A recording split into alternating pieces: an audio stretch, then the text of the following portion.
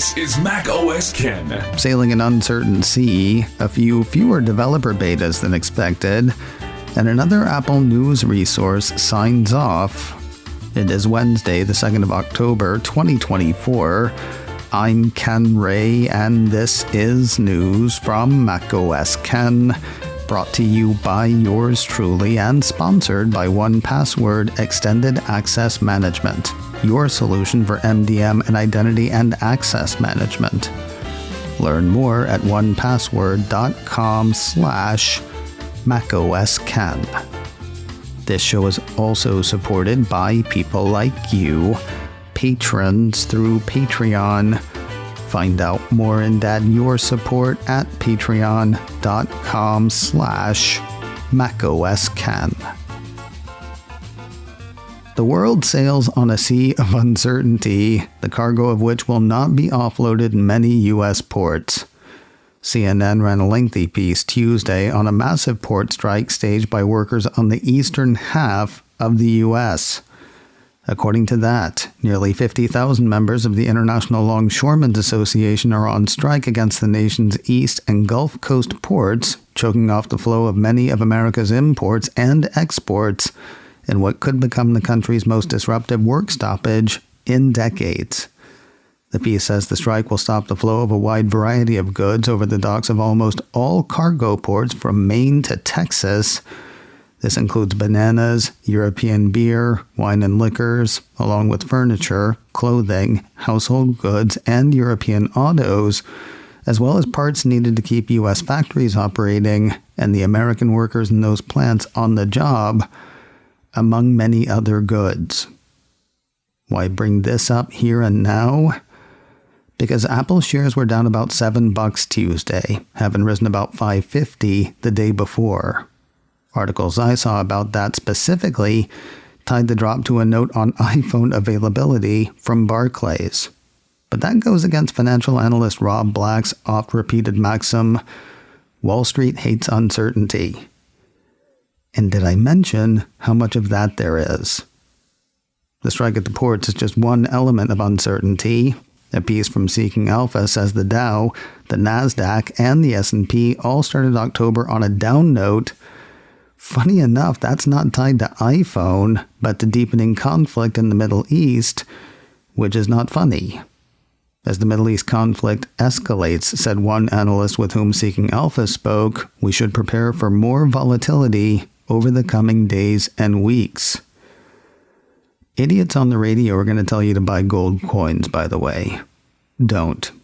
They're not a 100% scam, but they're very scam adjacent. The markups are terrible. The resale is a joke.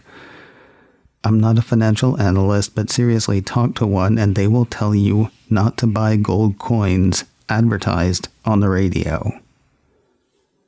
So, 2 points of uncertainty mentioned so far. 3 if you count the iPhone thing, to which we will get. First, though, a question.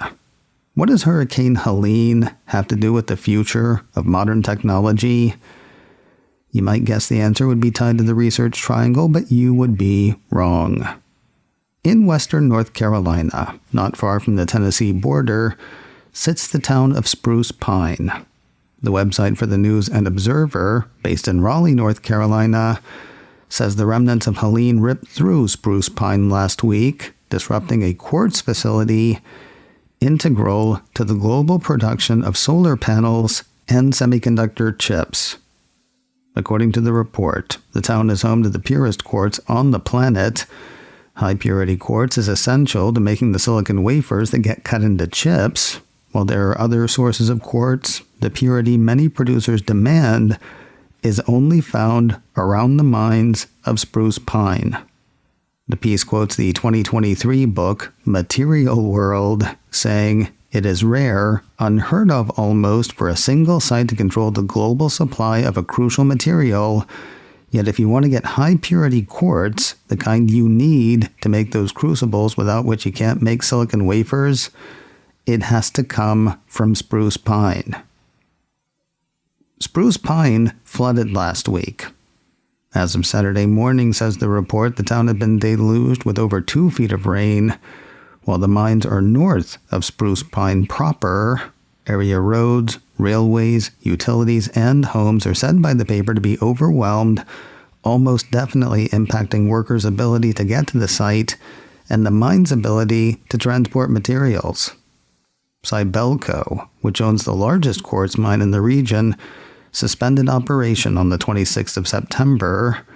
In a statement emailed to the paper, the company said the hurricane has caused widespread flooding, power outages, communication disruptions, and damage to critical infrastructure in the area. Many people in the area, including our employees and their families, are facing displacement and significant disruptions.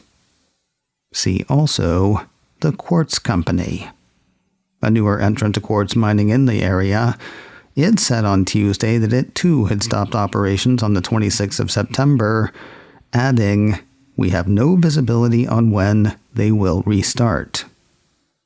So, strikes at ports in the eastern half of the U.S., escalating hostilities in the Middle East, and collapsed infrastructure around the one place on the planet to which makers of solar panels and semiconductors turn. And it's only Wednesday. And my favorite tiki bar is 250 miles away. With everything going on right now, and seriously, doesn't it feel like everything is going on right now?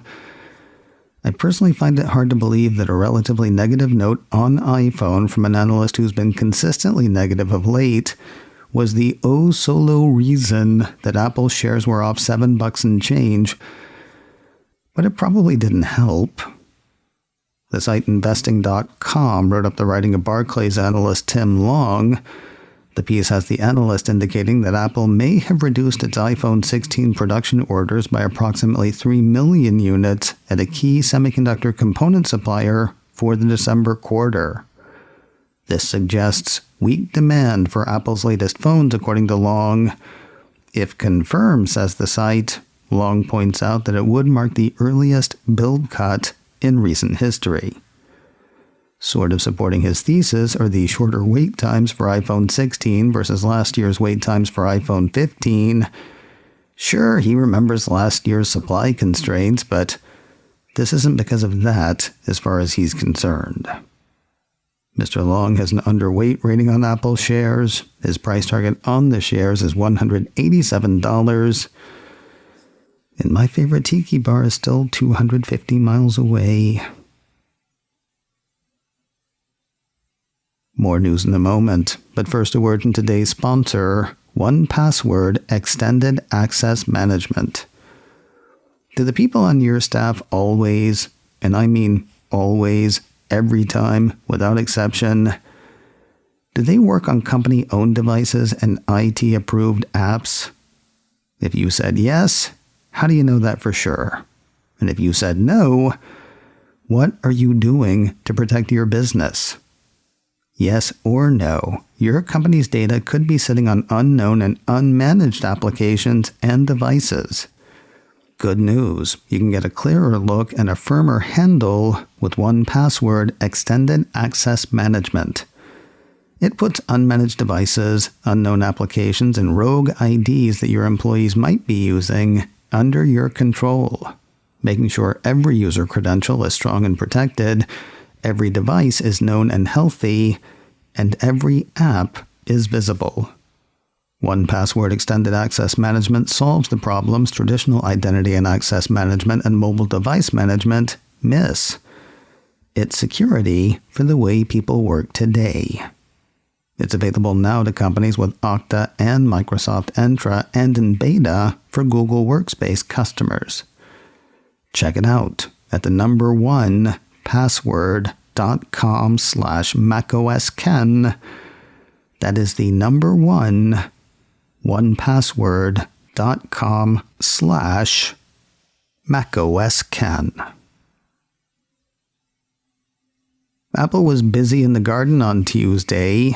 Pieces from Mac Rumors say the Cupertino company spent the second day of the week seeding the third betas of watchOS 11.1, tvOS 18.1, and visionOS 2.1 to developers. What about the next iOS, iPadOS, and macOS developer betas? Good question.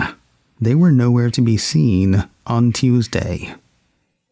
Also nowhere to be seen on Tuesday, one of the biggest hits to hit the Apple Vision Pro so far. A piece from 9to5Mac says the app Juno for Apple's headset is out of the headset's app store. Since Google hasn't made a YouTube app for Apple Vision Pro, developer Christian Selig made one himself. Now Juno is out of the App Store, with Selig seeming to put the blame on Google. According to the developer, according to 9to5Mac, Google had already contacted him months ago about Juno not complying with YouTube's guidelines. More specifically, the company says that third parties cannot modify the YouTube website or use its trademarks and iconography. Selig says that's not what Juno did, though. The only logos placed are the ones on the YouTube site, which would show up since Juno is just a web view and acts as little more than a browser extension with a couple of tweaks to make it more Vision OS-y. Juno doesn't block ads, and the suffix for YouTube at the end of the App Store entry is permitted in YouTube's own guidelines. And yet, the app is gone because Google. Staying in the headset space, one of the biggest is biting the dust. Upload BR says Microsoft is discontinuing its HoloLens 2 with no apparent plans for a replacement.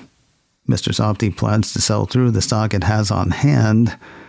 I seem to remember seeing somewhere that those would be sold at a discount, though that is not reflected on the HoloLens site. Offerings there run from a familiar sounding $3,500 through $5,200. Upload BR says HoloLens 2 will continue to receive updates to address critical security issues and software regressions until the 31st of December, 2027. As soon as 2028 starts, software support for HoloLens 2 will end. Something unusual hits Apple TV Plus today. Well, unusual for most of us anyway. 9to5Mac says the German-language dark comedy series Where's Wanda starts its run on the Cupertino streamer today. The show tells the story of a family's attempt to find 17-year-old Wanda after a disappearance lasting months. Using surveillance devices, they spy on a widening circle of neighbors, revealing more than they could have imagined. The first 2 episodes are streaming now on Apple TV+. And finally today, these stories are getting kind of depressing and kind of frequent. Apple retail aficionado Michael Steeber has pulled the plug on his independent newsletter, Tabletops. I have really appreciated Michael's work, both at 9to5Mac and on his own. He doesn't say why the site's going away. I've reached out to find out. If I hear back and the news is good, I'll let you know. I hope he is stopping this because he is starting somewhere else. His work has been a valuable resource to this community, and if it stays gone, it's going to be missed. In wrapping for Tabletops, Steeber said, I wrote with the hope of adding a moment of positivity and wonder to your day. Now it's your turn. Don't let yourself forget what lit the fire in your eyes. Hold on to the thrill you felt when it all began. Keep the magic alive. macOS Ken, brought to you by me and sponsored by 1Password Extended Access Management. Learn more at onepassword.com/macOSCan. This show is also supported by people like you, patrons through Patreon. Find out more and add your support at patreon.com/macOSCan. Advertising handled by Backbeat Media. Online at backbeatmedia.com. You can reach me a couple of ways. Info at macoscan.com or call 716-780-4000. Until next time, that is news from macOS Ken. I'm Ken Ray.